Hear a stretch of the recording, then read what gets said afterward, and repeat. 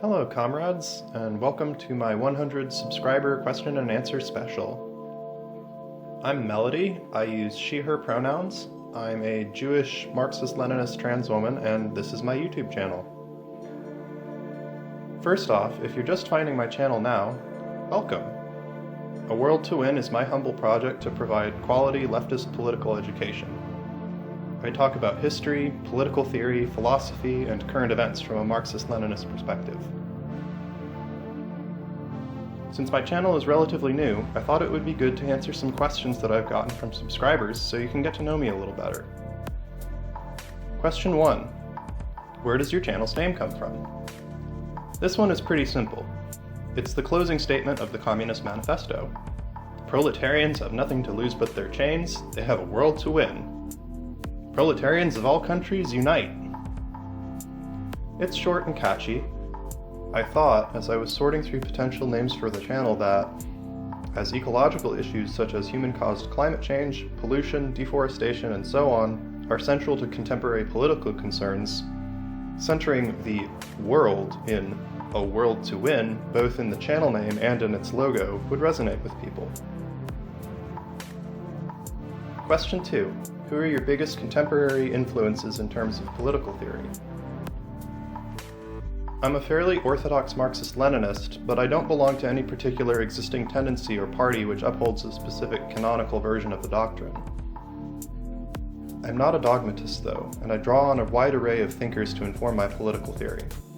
Some of my biggest influences are Kim Moody, labor activist, founder of the Labor Notes newsletter and author of On New Terrain; Harry Braverman, a Marxist economist who came to prominence in the 1970s with his groundbreaking work Labor and Monopoly Capital; John Bellamy Foster, the current editor of the socialist magazine Monthly Review and author of many, many books on a wide array of topics; Alison Escalante and Brett O'Shea, co-hosts of the Red Menace podcast. Their show talks about classic Marxist texts, something I also do here, but that's certainly not my specialty to the same extent it is theirs. I'm a big supporter of their show, and I'd encourage my viewers to go check out their content and consider becoming patrons of their show if you're not already. I could go on and on with this question, as there are certainly many other people who influence the way I think, but this short list gives you a pretty good snapshot of my theoretical base as of the time of the making of this video. It will be interesting to look back on this sometime in the future, as this will serve as something of a time capsule of how I was thinking at this time. Question 3. What is your educational background? Despite the fact that most of my videos are about political theory, history, and the like, that's not actually what I'm schooled in. I recently finished 2 Bachelors of Science degrees, one in physics, the other in mathematical economics, and I minored in math. What's a weird lab geek like me writing about politics, I hear some of you say? Shouldn't I stay in my lane? To which I say, no, I'll study and talk about whatever the hell I damn well please, thank you very much. Thinking in interdisciplinary ways adds richness and depth to our collective knowledge, bridging what I believe are, for the most part, artificial and unnecessary boundaries between different modes of human intellect. I don't purport to be any kind of expert, so please take my content with a grain of salt, and feel free to check my sources or offer counter-responses in the comments or in videos of your own. I provide citations to the sources I reference in the video description of all my videos. Question 4. What other YouTubers do you take inspiration from? The biggest influence on this channel by far is Lewis Waller's channel, Then and Now. Seriously, if you haven't seen his videos, they're really top-notch explorations of philosophy, history, and political science. And my videos are in large part my attempt to emulate his without outright copying him. My favorite video of his is about historian E.H. Carr's famous book, What is History? I'm also a big fan of Ian Danskin's channel, Innuendo Studios, particularly for his excellent video series, The Alt-Right Playbook. The channel 3 Arrows has also had a big impact on me, and Dan's balance of seriousness and rigor with some lightheartedness and humor is also something I aspire to.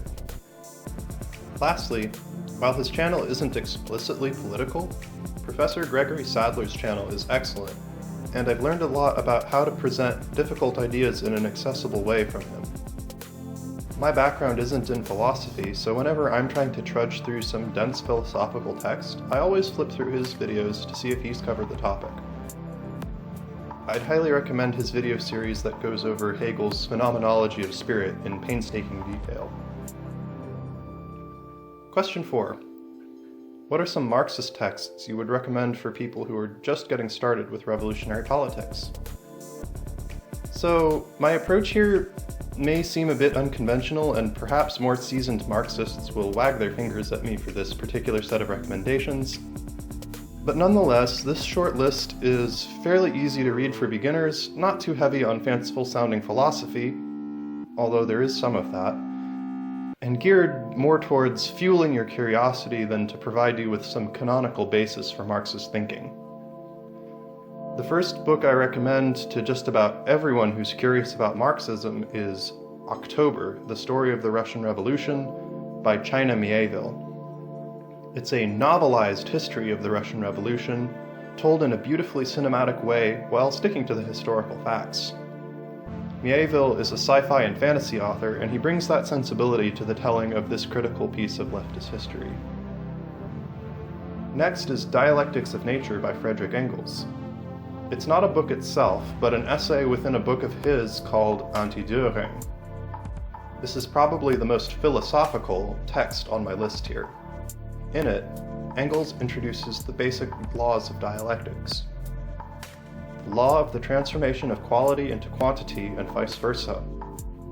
The law of the interpenetration of opposites. And the law of the negation of the negation. That all sounds like pretty fancy stuff, but I promise it's not as complicated as it might sound. I'll do a video on this in the future. In the meantime, try giving it a read. If you're not familiar with philosophical writing, it's a relatively approachable text, both because it's pretty short and because Engels uses fairly plain-spoken language and doesn't talk in grandiose ways like a philosopher like Hegel or Plato might do. Third, I'd like to recommend Imperialism, The Highest Stage of Capitalism by Vladimir Lenin. It's short, but also essential to understanding how global geopolitics and economics work. It was written over 100 years ago, but it still applies today as much as it ever did. Especially if you are a leftist in the US or Europe, this book is absolutely critical to understanding why social democracy, or democratic socialism, will never be able to overcome the contradictions of capitalism on the global scale. The wealth of the countries of the global north depends on the exploitation of the land and labor of the global south. And the best place to begin your theoretical understanding of this is with Lenin's book. The Radical Reviewer and Red Menace podcasts both cover this book in great depth, so I will leave links to their videos in the description. My last recommendation is a two-parter. First, An Indigenous People's History of the United States by Roxanne Dunbar-Ortiz. It's an essential read for leftists everywhere, but especially if you live in North America. Understanding settler colonialism as the foundation of our geographically and historically specific formation of capitalism, which shapes its dynamics to this very day, is key to building solidarity with the indigenous nations in their struggles, both in North America and in the rest of the world, such as in occupied Palestine. Second, for similar reasons, I recommend An African American and Latinx History of the United States by Paul Ortiz. Fifth and final question. How can I support the channel? Well, I'm glad you asked. I have a Patreon over at patreon.com/aworldtowin, but if you're short on cash, you could instead share my videos on social media, tell your friends about them in person, and so on. Follow me on Twitter and stay tuned for collaborations that I do with other channels in the form of live streams, Twitch, interviews, etc. If you want to get in touch with me for a collaboration, you can comment on one of my videos, DM me on Twitter, or preferably you can email me at aworldtowin1@gmail.com. Furthermore, you can support the channel by giving feedback in the form of comments or videos of your own. I try to take criticism made in good faith seriously. I don't always get everything right, and my perspectives are limited by any number of factors. As Frederick Douglass said, without struggle there can be no progress. So let's not be afraid to struggle with each other in a principled way, work through our differences, and come to a better collective understanding. That's all for now, folks. I'd like to thank all my new subscribers, folks who have followed me on Twitter recently, and most of all, I'd like to thank everyone out there in the field of struggle right now, walking the picket lines with workers on strike, providing direct aid to those in need, sheltering persecuted people, and confronting fascists in the streets. Keep up the good fight, comrades. We have a world to win.